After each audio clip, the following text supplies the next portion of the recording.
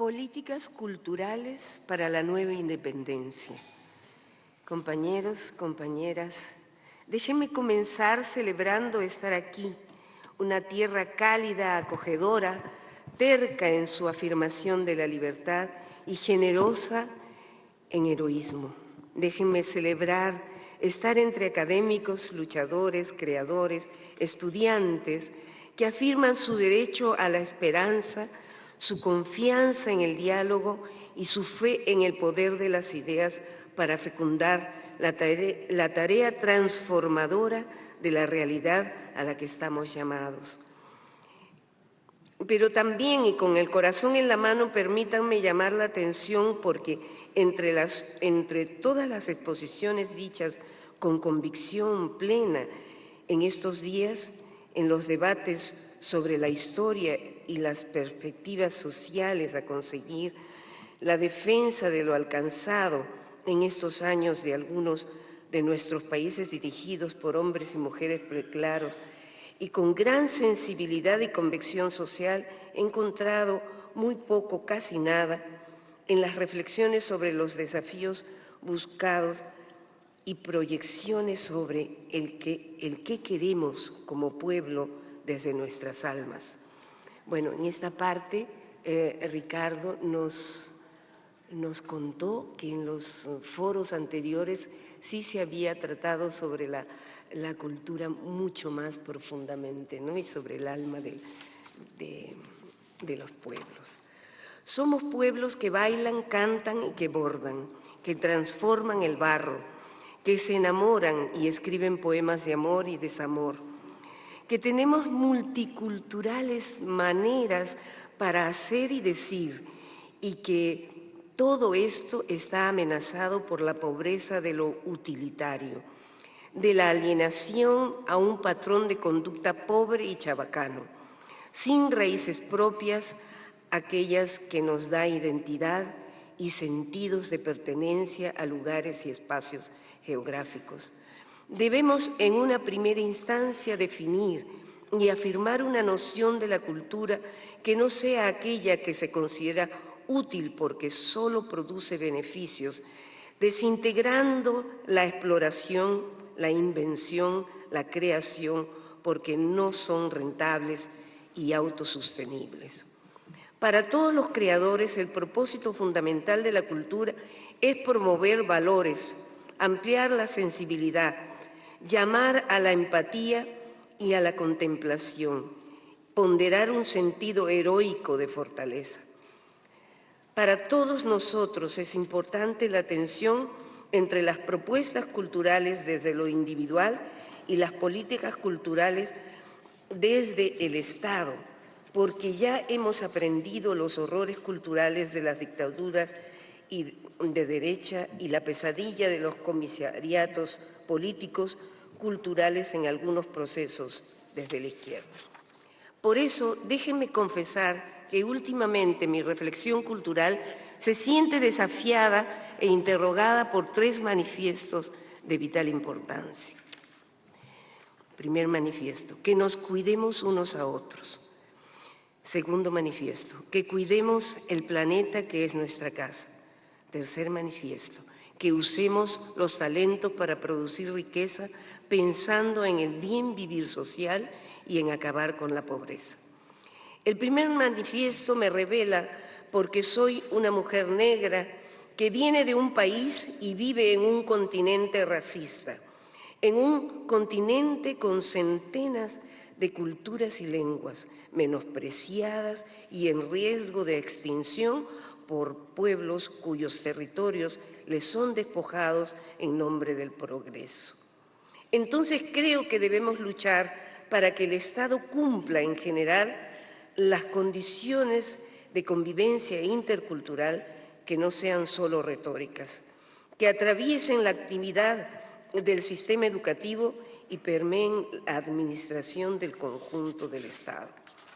Vivo en un continente donde todavía miles de niños y niñas mueren por causas evitables, donde la anemia y la desnutrición son realidades comunes para 1 y cada 5 personas, donde la necesidad de sobrevivir lleva a 1 de cada 4 personas a la aceptación de condiciones abyectas de trabajo, sin contratos, sin horarios, sin descansos, sin seguro y con salarios míseros. Entonces creo e invoco desde esta palestra para que la política cultural desde el Estado deba cultivar la noción de la dignidad de todos y cada uno, el sentido del derecho, la exigencia de los derechos y la obligatoriedad del deber de cumplir las propias responsabilidades con sentido solidario. Creo firmemente que no nos hemos olvidado de cuidarnos los unos a los otros, de atendernos con diligencia, así como también creo que lastimosamente hemos aprendido a desinteresarnos de los hijos y de los viejos ajenos. Creo que en la carrera por hacernos un sitio y por ganarnos la vida, estamos olvidando a los demás, o viéndolos más bien como una competencia, y la educación desde nuestras escuelas la hemos convertido en el ser competitivos como un valor supremo. Entonces, las políticas culturales de la nueva independencia deben denunciar el espejismo del progreso individual. La historia nos enseña que los pueblos pagan con violencia social y delincuencia la falta de solidaridad y el egoísmo de los más codiciosos. Sin solidaridad, sin cuidado intergeneracional, sin gobierno con base en derechos humanos y con una cotidianidad de indiferencia y exclusión, seremos víctimas de la injusticia, de la violencia, la mentira, la fealdad y la desesperanza. En un segundo manifiesto decimos, cuidemos nuestra casa común, nuestro ajetreado y frágil planeta. Me siento interpelada porque vengo de un país donde la minería informal e ilegal, la tala discriminada, el tráfico de especies biológicas preciosas, depreda el ambiente, envenena a los pueblos amazónicos ribereños, deja huellas siniestras que perduran por decenios, donde el ingreso de los productos transgénicos no han ayudado a mitigar el hambre, más bien ha maltratado nuestra casa común. Declaro que las políticas culturales para la nueva independencia deben denunciar algunos espejismos. El espejismo del progreso inagotable para todos, que acarrearía automáticamente el crecimiento económico, porque la realidad nos muestra que la distribución de la riqueza es dolorosamente menos equitativa cada vez y que hacen falta presión y decisión política para que el progreso llegue a todos. Otro espejismo que denuncian las políticas para la nueva independencia es el de la disponibilidad de creciente consumo para que todos, porque el planeta no es inagotable y porque la falta de respeto a sus ciclos y a sus límites ya está afectando y puede acabar por deteriorar la vida de todos. Por eso hay que cuidarse de las promesas de progresar destruyendo o modificando los ecosistemas, porque no siempre este progreso llegará a todos y más bien no será posible reparar los daños ecológicos. Por eso hay que promover una política de austeridad, de transformación y reuso de las materias, de aprecio a la calidad más que a la cantidad, del disfrute de las relaciones interpersonales más que el de la competencia y el solo tener y el ostentar. El tercer manifiesto, que me lleva más bien al ejercicio de reflexionar sobre el desarrollo del talento y de la productividad, que debiera ser necesariamente pensando y realizado con un sentido solidario de la producción de riqueza, con un fuerte compromiso por la tarea épica de erradicar la pobreza y hacer posible el bien vivir de todos y para todos. Creo firmemente en la necesidad de promover el trabajo y la productividad, pero al mismo tiempo no creo en quienes desprestigian el ser ingenioso y creativo y critican la búsqueda de la excelencia cuando se trabaja para terceros. Desconfío de quienes consideran al empresario como una fuerza demoníaca. Creo al mirar muchos procesos de nuestra historia que le ha hecho mucho mal a la América Latina la creencia de un Estado todopoderoso que en nombre de una utopía de igualdad invierte y administra y sustituye y desdeña en todo a la participación privada. Desconfío de los partidos que prometen organizarlo, reglamentarlo, vigilarlo todo. La historia muestra que muchas veces algunos de sus burocracias terminan cometiendo abusos y llenándose de privilegios en nombre de la estabilidad y las conquistas sociales. Me siento comprometida con un mundo donde cada uno se sienta responsable de sus talentos y quiera producir y reconozca la necesidad del trabajo en equipo. Me siento comprometida con un mundo donde el trabajador tenga condiciones dignas y salario suficiente y se sienta movido a entregar sus energías y su talento con orgullo de lo que hace y forja. Estimados todos, he sido ministra en un país donde los sueldos básicos son menores a $200 mensuales. Para nosotros es impensable pagar $20 por un libro o un disco o un video. Entonces, sin querer, pero en la práctica, estamos promoviendo una cultura de la usurpación y la piratería. Esto es triste, ¿no? Yo no entiendo la lógica que lleva el producir caro, poco y caro. Me parece un poco esquizofrénico discutir el derecho intelectual de los productores culturales sin discutir al mismo tiempo el derecho al acceso de todos a la cultura.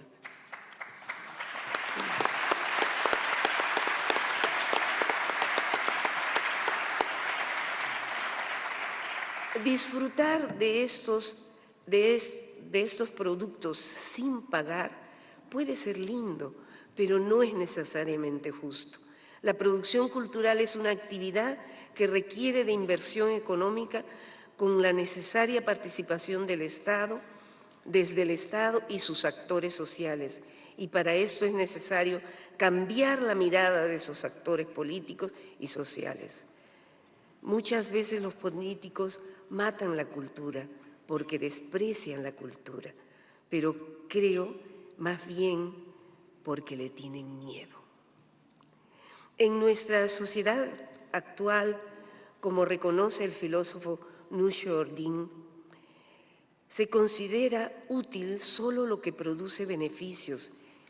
En esa lógica, la música, la literatura, el arte, las bibliotecas, los archivos de Estado, la arqueología, son todas cosas que se consideran inútiles porque no producen beneficios.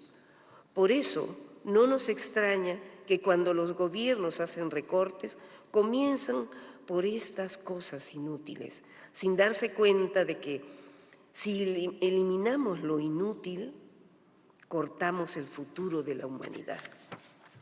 El drama que vivimos es ese. Todos los ámbitos de nuestra vida están contaminados por la idea del beneficio y del lucro.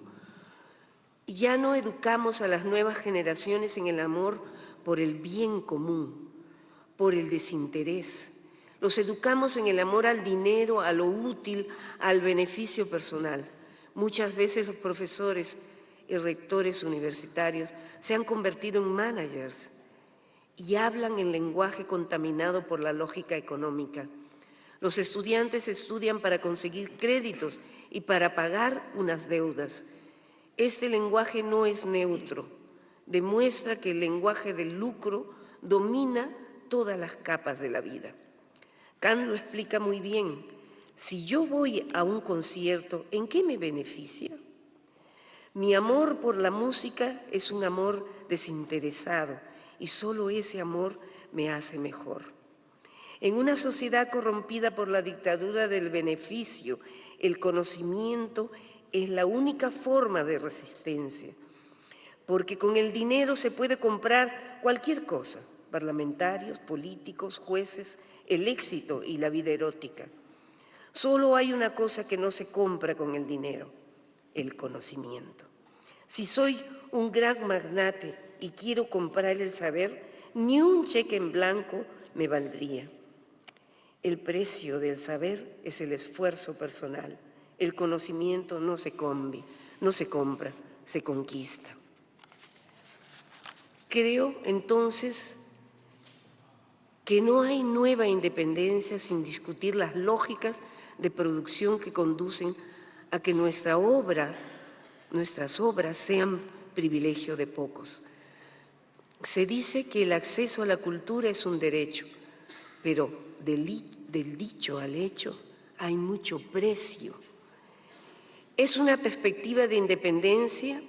En una perspectiva de independencia, las palabras del artista, de la mujer o el hombre comprometidos con su pueblo, del profeta, del luchador honesto, pueden rescatarnos de la rutina sin sentido y del aturdimiento, y devolvernos la poesía, la voluntad épica, la capacidad de entrega y desafío.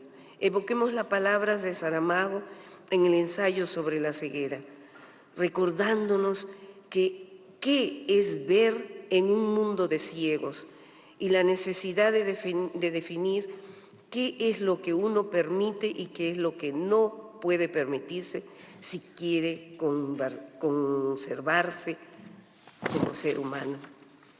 Recordemos el alerta de Umberto Eco que nos insta a darnos cuenta que se ha perdido la vergüenza y que en un mundo que nos torna insignificantes y anónimos, en un mundo donde prima el espectáculo, muchas veces vacíos de contenido, al cual llaman mentirosamente cultura, y donde estamos tentados a aceptar cualquier cosa por un momento de fama, porque la notoriedad nos parece valer más que la honra. Propongo en este foro retomar las palabras de la vida, la palabra derechos, que diferencia las sociedades humanas de las jaurías de fieras y que nos convoca al reconocimiento del otro y de los otros con justicia. Palabra solidaridad, que nos evoca la acción inmediata y eficaz en respuesta al otro, que no depende de las burocracias ni la administración y que puede rescatar de la vulnerabilidad y devolver la condición de ciudadano. La palabra paz, que suele ser junta con las palabras encuentro y perdón, que nos convocan a la serenidad emocional, a la convivencia diligente y cortés, a la buena vecindad, al reconocimiento intercultural y a la tolerancia. La palabra compromiso, que nos recuerda que sin proyecto y acción somos como moluscos y que la libertad no es solo falta de ataduras, sino elección de un sentido para vivir la vida entre los demás. La palabra amor, que puede volvernos trémulos y fieros, delicados o ardientes, y puede amarrarnos a un cuerpo y suspendernos del anhelo, que nos recuerda la energía fundadora de mundos y nuestra posibilidad de hacer mejor el mundo en que vivimos. En un mundo que cambia, yo creo en el poder de la palabra, sea canción, poema, novela, cuento, drama, ensayo o discurso, del arte de todo. Entonces, para finalizar, convoco desde aquí, en medio de estos grandes y libres pensadores, que como en todas las épocas de las transformaciones para manifestarse contra la destrucción de la cultura y de nuestra capacidad de reacción, yo creo en el poder de la cultura y creo que hay palabras que marcan las culturas. Y por eso yo insisto, no nos pueden comprar la vida.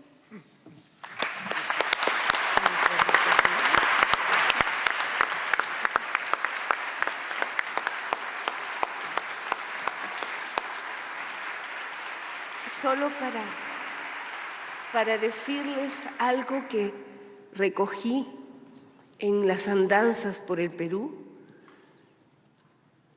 los versos de un poeta iletrado, un poeta que no sabía escribir, pero podía hacer los versos más hermosos. De él aprendí esta copla.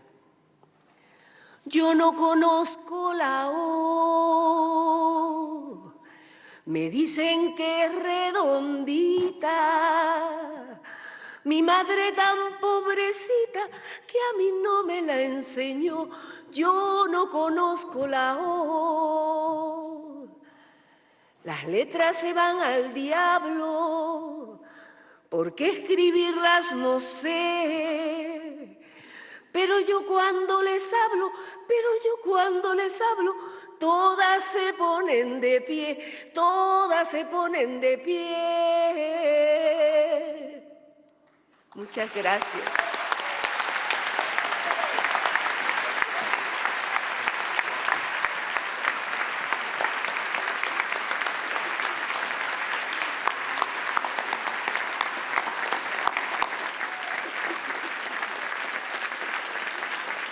Social, he encontrado muy poco, casi nada, en las reflexiones sobre los desafíos buscados y proyecciones sobre el que queremos como pueblo desde nuestras almas. Bueno, en esta parte Ricardo nos contó que en los foros anteriores sí se había tratado sobre la cultura mucho más profundamente, ¿no? Y sobre el alma de los pueblos. Somos pueblos que bailan, cantan y que bordan, que transforman el barro, que es útil porque solo produce beneficios, desintegrando la exploración, la invención, la creación, porque no son rentables y autosostenibles.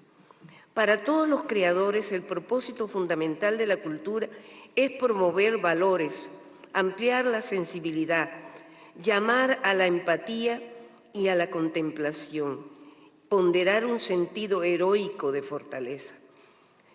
Para todos nosotros es importante la tensión entre las propuestas culturales desde lo individual y las políticas culturales, ideas para fecundar la tarea transformadora de la realidad a la que estamos llamados. Pero también, y con el corazón en la mano, permítanme llamar la atención porque entre todas las exposiciones dichas con convicción plena en estos días, en los debates sobre la historia y las perspectivas sociales a conseguir, la defensa de lo alcanzado en estos años de algunos de nuestros países dirigidos por hombres y mujeres preclaros, y con gran sensibilidad y convicción oran y escriben poemas de amor y desamor, que tenemos multiculturales maneras para hacer y decir, y que todo esto está amenazado por la pobreza de lo utilitario, de la alienación a un patrón de conducta pobre y chabacano, sin raíces propias, aquellas que nos da identidad y sentidos de pertenencia a lugares y espacios geográficos. Debemos en una primera instancia definir y afirmar una noción de la cultura que no sea aquella que se considera